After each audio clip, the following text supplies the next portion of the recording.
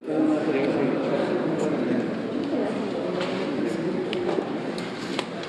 días. Buenos días.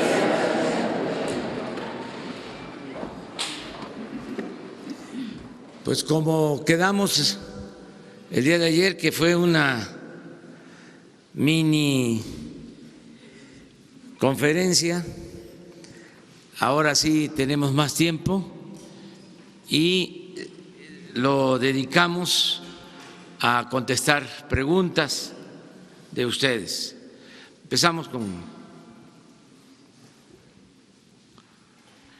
¿Te lo puedo pasar para grabar? Hola, muy buenos días. Yo soy Juncal Solano y represento el medio de comunicación El Charro Político, un canal. Actualmente soy estudiante de Derecho. Muy buenos días, presidente, y gracias por la palabra.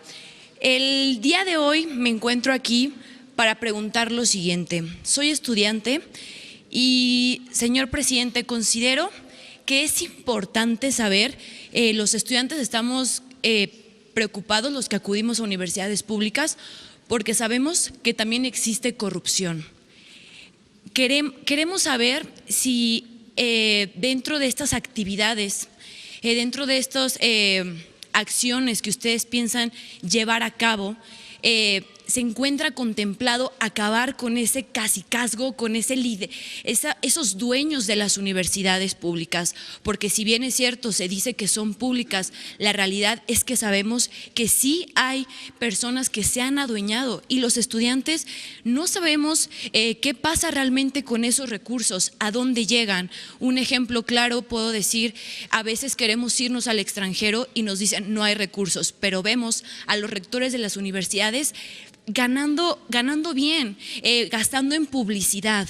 Entonces, esa sería mi pregunta, si dentro de estas actividades con el objetivo de acabar la corrupción, que yo sé que es el eje principal de este gobierno y de lo cual estoy muy entusiasmada, se encuentra contemplado el hecho de acabar con la corrupción que existe en estas universidades públicas. Un ejemplo también podría decir, hoy en día las universidades públicas se han convertido en un lavadero de dinero. Un ejemplo por citar, acaba de salir una nota en relación a la Universidad de Hidalgo. En la UNAM también se reportan basureros fifís de 19,000 pesos, donde no sabemos realmente ¿por qué se gasta en eso teniendo tantas necesidades los jóvenes? Es todo, señor presidente. Sí, hemos hablado de que tenemos todos que limpiar al país de corrupción y es el gobierno y son los sindicatos, las organizaciones sociales, civiles, empresariales, las universidades, que no haya corrupción y que prevalezca la transparencia. Todo esto lo tenemos que hacer con la participación de todas y de todos y al mismo tiempo siendo respetuosos de las autonomías que no pueden significar cotos de poder, no pueden ser islas dominadas por caciques, trátese de un sindicato, de una universidad o de cualquier organización gubernamental, aunque sea autónoma, al final de cuentas todos tenemos la obligación de informar. ¿Habrá auditorías para las universidades? Estamos buscando un mecanismo de común acuerdo con las universidades, porque conviene la transparencia, sin que se interprete de que es una injerencia del gobierno y una violación a las autonomías. Nosotros estamos cumpliendo, transfiriendo fondos, entregando los recursos a las universidades, hay en efecto quejas de que pueden recibir más recursos. Hay universidades con influencia política, incluso vinculadas a partidos, y las comisiones de educación en el Congreso manejadas por representantes de universidades, diputados o senadores, pero al mismo tiempo exrectores o integrantes de grupos que manejan universidades y que tienen mucha capacidad de gestión y obtienen muchos fondos para las universidades, pero la queja es de que ese dinero no se aplica bien. Ya conocemos todo lo que sucedió con la famosa estafa maestra, y los maestros de asignatura de las universidades están muy mal pagados. Entonces, pueden tener las universidades más presupuesto, pero se queda arriba. Hay también un sistema piramidal, no hay igualdad, no hay equidad, los de arriba se dan la gran vida y abajo el maestro de asignatura gana muy poco. Ahí les dejo de tarea que se investigue cuánto gana un maestro por hora, un maestro de asignatura en las universidades. Ojalá y haya más equidad y que cuando llegue el presupuesto baje el presupuesto a los maestros y no se quede en los aparatos administrativos. Pero eso es una recomendación respetuosa. Siempre vamos a ser respetuosos de las autonomías, pero todos tenemos derecho a opinar, a dar a conocer nuestros puntos de vista. Hoy, por ejemplo, tratamos en la reunión de seguridad lo que sucede en algunos juzgados del Poder Judicial sin dejar de reconocer la autonomía del Poder Judicial, pero se detienen a presuntos delincuentes y tardan 3 días, 5 días y quedan libres. Y el argumento o la excusa es de que no están bien integradas las averiguaciones,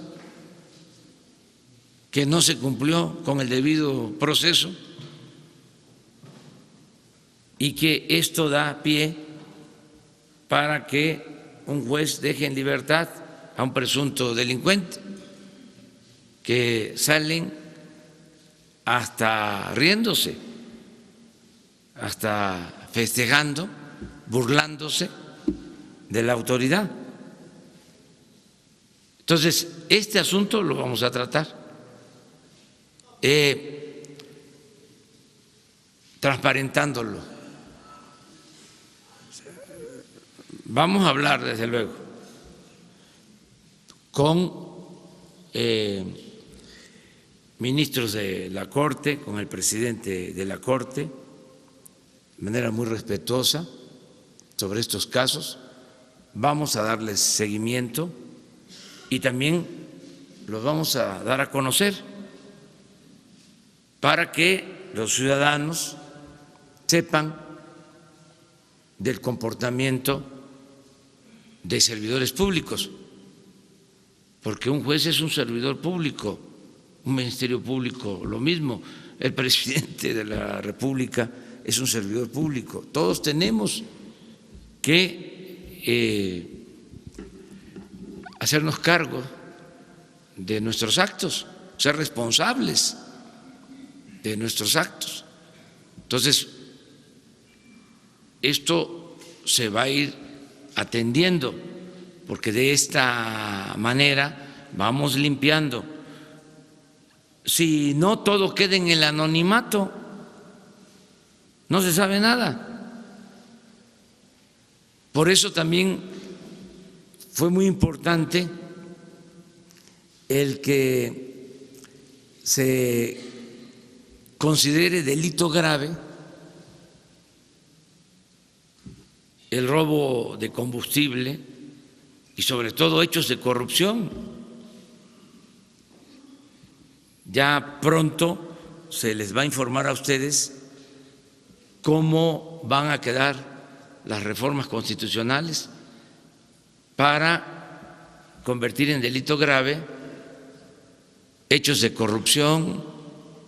Ayer lo mencioné, que en enero de 1994 dejaron de ser delitos graves, se reformó el Código Penal para que no se consideraran delitos graves actos de corrupción desde 1994. Por eso es una gran reforma la que se está por terminar de aprobar en las legislaturas. A alguien que cometía un acto de corrupción le tenían que buscar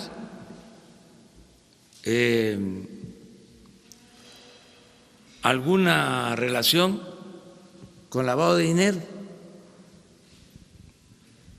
porque los hechos de corrupción no se consideraban delito grave y podían salir bajo fianza.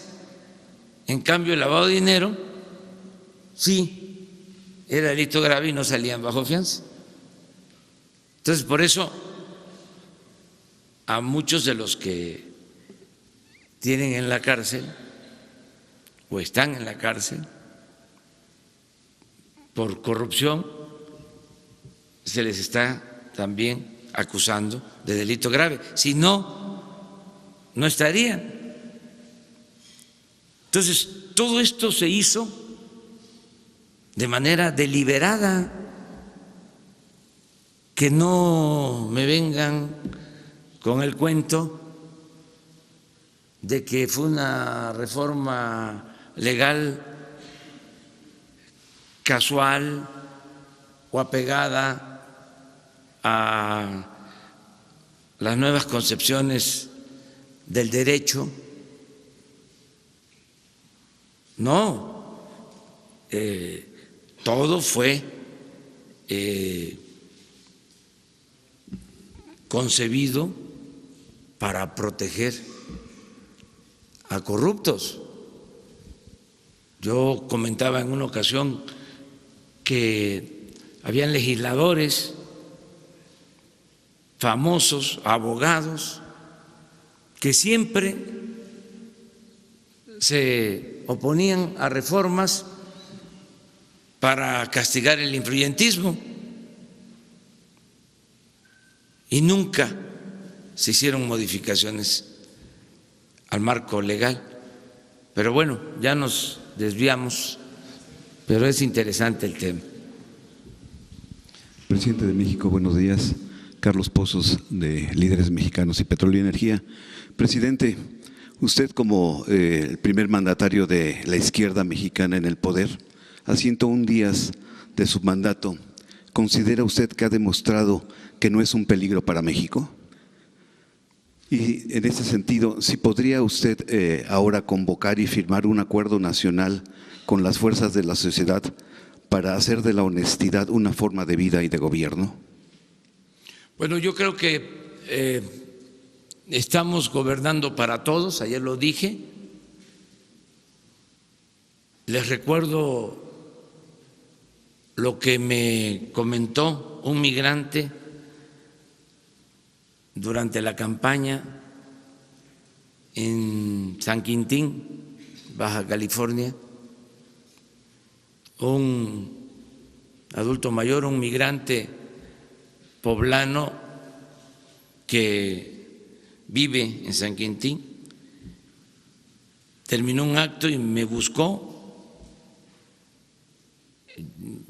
En la multitud estaba yo despidiéndome hasta que me encontró y me dice, así como el presidente Juárez separó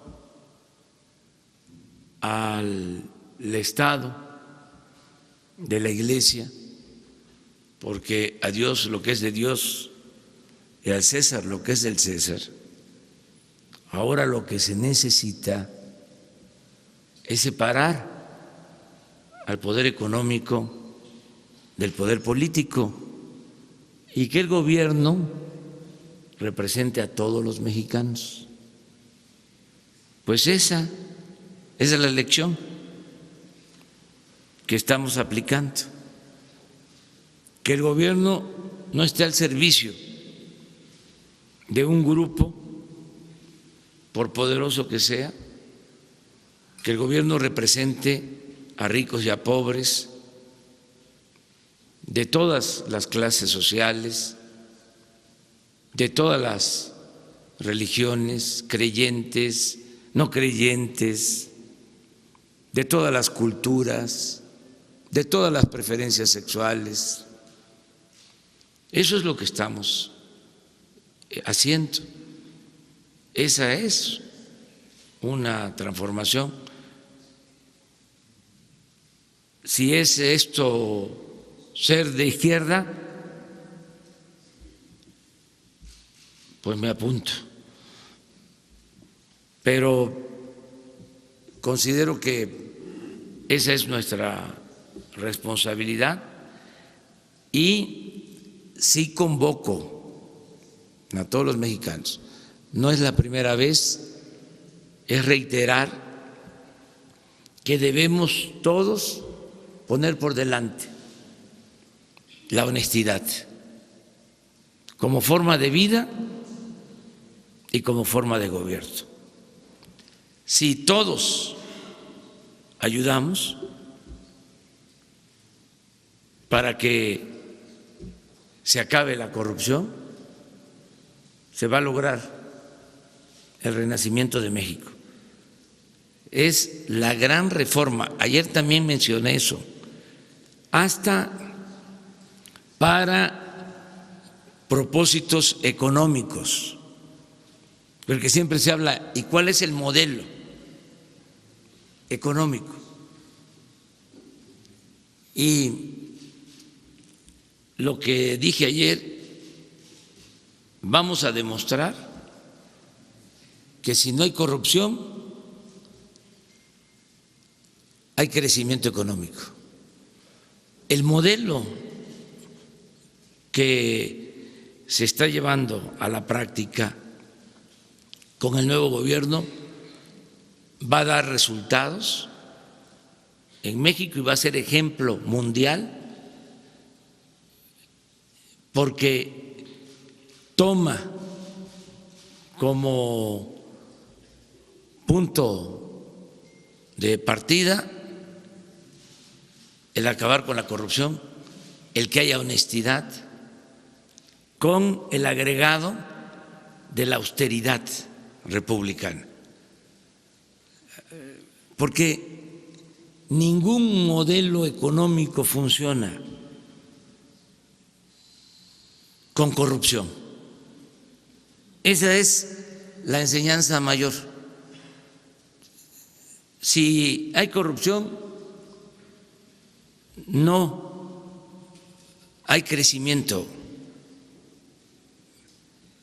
ni siquiera crecimiento, mucho menos desarrollo. Entonces, lo que vamos a demostrar es que sin corrupción se pueden liberar muchos fondos para el desarrollo, puede haber bienestar y puede haber paz y tranquilidad. Una segunda pregunta, presidente.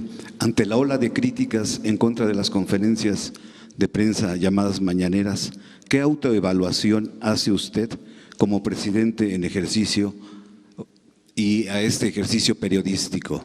Bueno, ya les agradecí ayer y pues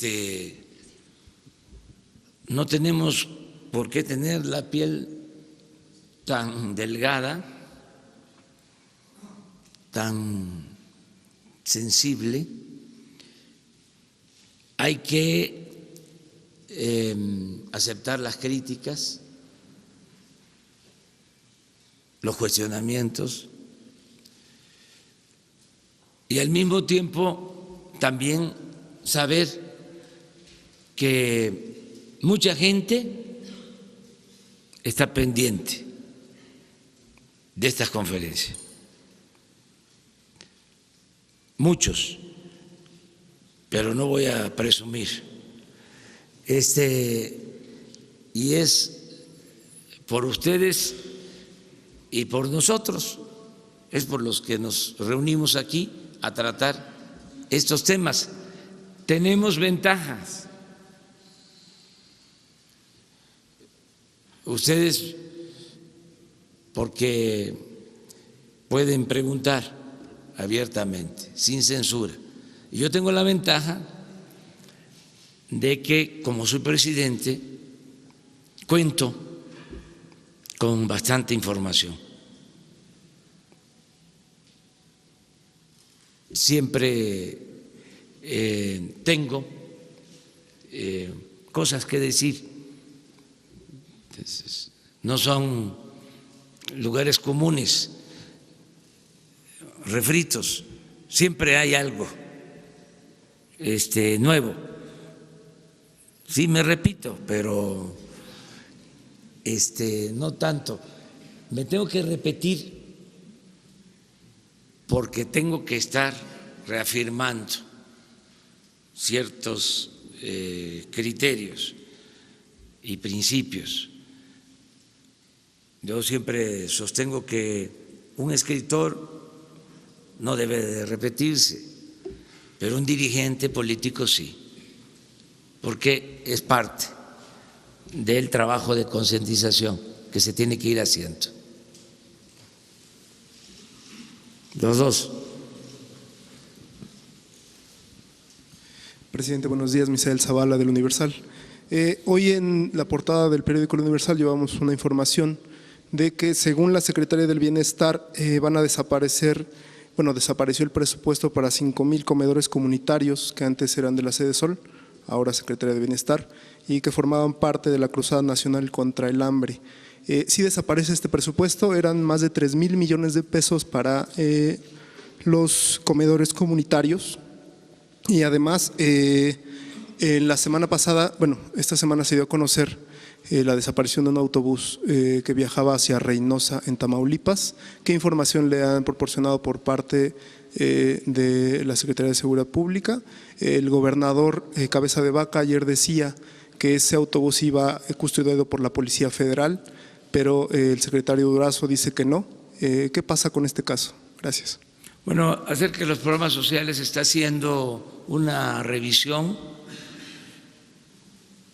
Tenemos pendiente el informe que vamos a presentar sobre la corrupción que prevalecía en la Secretaría de Desarrollo Social, con programas supuestamente dirigidos a la gente que no llegaban o que los recursos no llegaban completos. Vamos a informar sobre todo esto. Se está haciendo una revisión, ya no existe la Secretaría de Desarrollo Social ni sus prácticas. Se terminan alrededor de 30 años de estos programas electoreros que solo mediatizaban y que daban pie a la corrupción, utilizando el nombre de gente humilde, de gente pobre. Todo eso se termina. O sea, era primero hasta no sé qué me da pronunciar la palabra porque fueron de las cosas que hicieron también, plagiaron términos, conceptos que se utilizaban en la lucha social, pero primero era solidaridad, luego, no sé, oportunidades, luego progresa, luego prospera, etcétera, etcétera, etcétera. Eso se acaba ya. Tan no funcionaron esos programas que creció la pobreza en el país y sobre todo la desigualdad. Entonces todo eso se termina. Y claro, quienes usufructuaban esos programas, no beneficiarios, sino administradores de esos fondos, no están contentos. Entonces se está haciendo una limpia y vamos a presentarles a ustedes cómo en los últimos tiempos se manipulaban los programas sociales. Porque cuando se habla de estancias infantiles, se habla de personas con discapacidad, comedores, se piensa de que eran programas muy buenos y que ¿cómo van a desaparecer? Pues se va a demostrar de que habían cuando menos irregularidades y desviaciones y no se ayudaba realmente a la gente. Acerca de los migrantes sí tenemos información, estamos indagando este caso.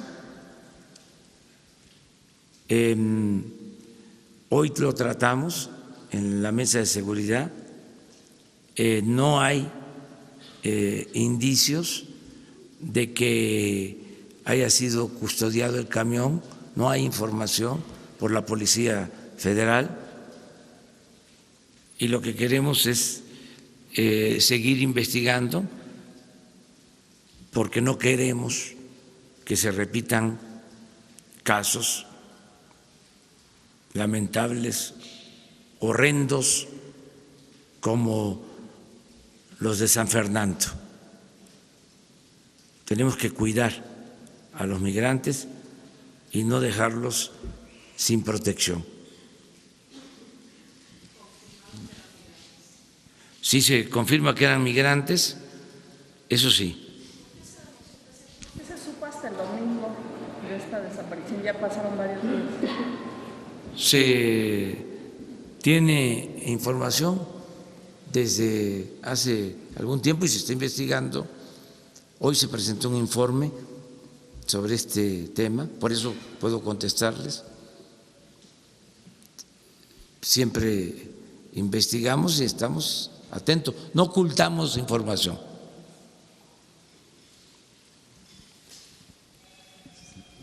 Gracias, presidente. Sobre este tema nada más de Tamaulipas, para precisar, el hecho de no haber hecho público la información sobre el presunto secuestro de los migrantes permitió que siguieran las rutas de los autobuses y eso no puso en riesgo a esos pasajeros y a esos otros migrantes, el hecho de que el gobierno de Tamaulipas no haya informado sobre este caso.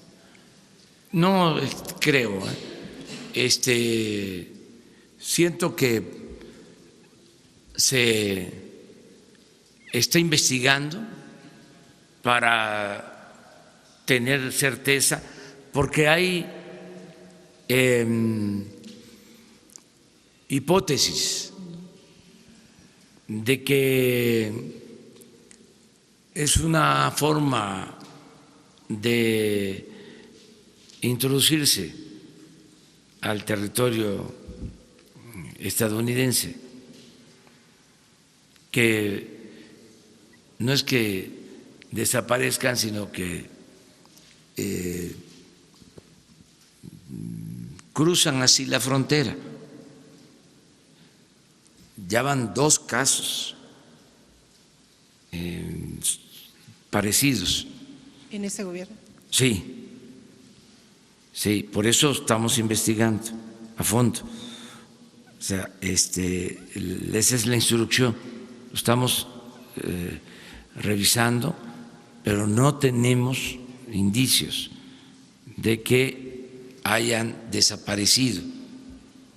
De todas maneras, vamos a seguir con la investigación porque no queremos que sucedan estos hechos tan lamentables de San Fernando. Eso es lo que más nos preocupa. Entonces ya estamos pidiendo información incluso a gobiernos centroamericanos y estamos pidiendo información al gobierno estadounidense. Estamos haciendo la investigación completa. Bien, presidente, en el tema de los jueces, ¿ustedes tienen detectado si es ineficacia de los juzgadores, corrupción, les vale?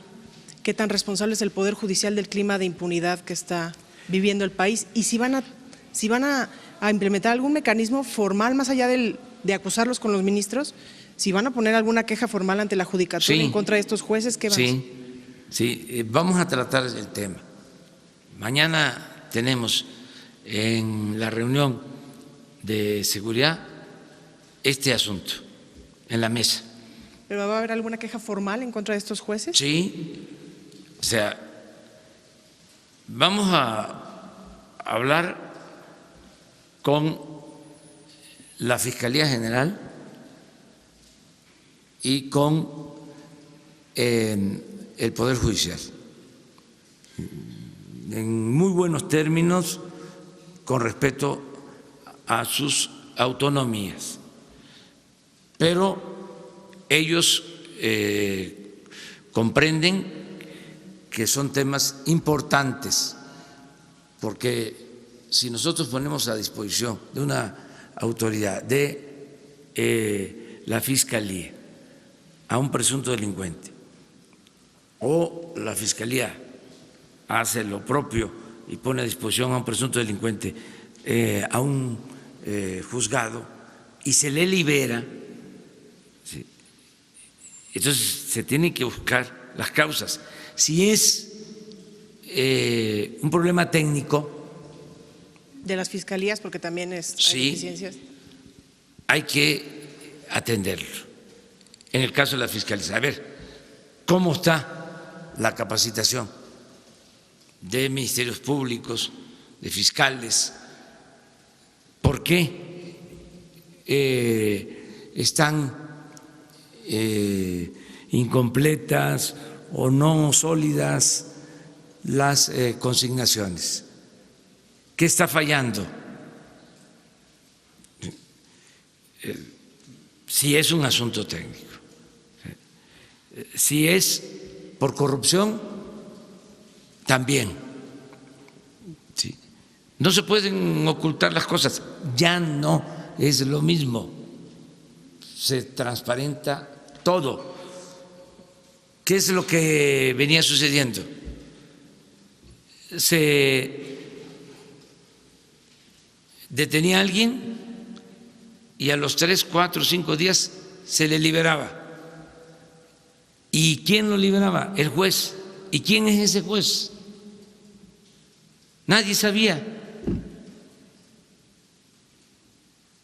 Nadie sabía sobre qué juez. Y si ese juez ya había en otras ocasiones hecho lo mismo. O sea, jueces a modo, jueces al servicio de la delincuencia. Eso no. O sea, porque si nos callamos, pues nos convertimos en cómplices, pero no es cómplices, ¿cómo que dicen los abogados? Encubridores. Encubridor. Presidente, Encubridor. y por último preguntarle si en estos 100 días de gobierno ya tienen algún avance concreto, indagatorias sobre la corrupción en el sector salud. Hoy se publica un diagnóstico de la Secretaría de que en el sureste hay un desastre. ¿Veremos a los responsables de este desastre en la cárcel? ¿Tienen ya más detalles sobre el asunto de la corrupción de los medicamentos, en la compra de medicamentos? Sí, pues lo que dimos a conocer. Hoy les vamos a dar a conocer lo de los proveedores y ayúdennos también a investigar, ¿no? O sea, es que imagínense si se compran alrededor de 4,000 millones de dólares, un poco más, de medicinas y de materiales de curación, y un proveedor vende 1,000 millones de dólares, ¿qué es eso? O sea, es mucho, ¿no?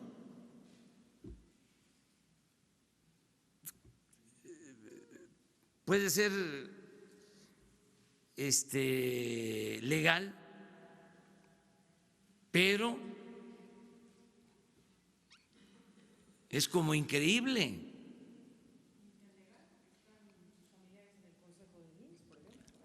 No, pero ese no. No. Eso que ustedes publican, porque estoy pendiente, no de lo que ustedes publican, de todos, lo que ustedes publican. O sea, es mi trabajo informarme.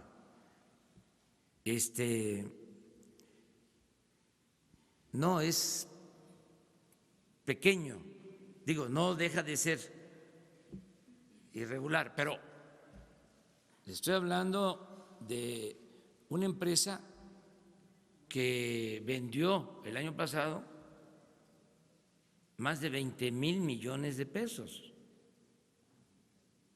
Una empresa. Ayer lo comentaba, 3 empresas le vendieron al Seguro y al ISSSTE 36,000 millones de pesos. 3. Muy concentrado todo. Entonces, de una vez lo adelanto. No solo van a hacer compras compactas, no solo se va a buscar que se compren todos los medicamentos de las instituciones de salud del gobierno, compras consolidadas, sino si se necesita, si es necesario, lo estamos analizando, van a ser licitaciones internacionales con supervisión de la ONU. Todo lo que se adquiere.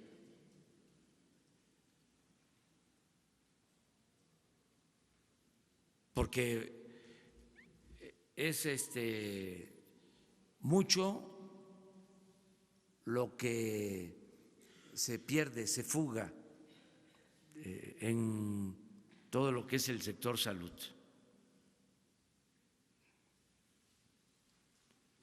¿Sí?